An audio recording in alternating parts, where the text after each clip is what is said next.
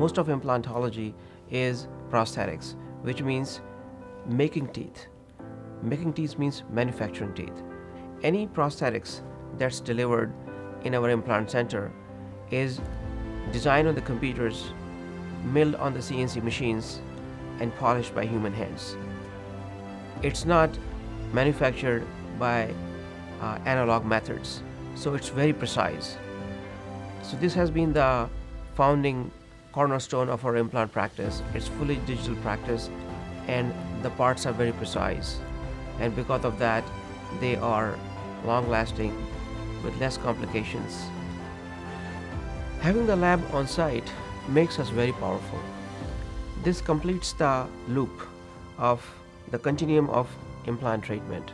Implantology needs scanning, surgery, impressions, and manufacturing of the implant prosthetics. Everybody else has to outsource the prosthetics manufacturing to a lab outside, and those people making the implant prosthetics might not share the same passion for the work like the way you do.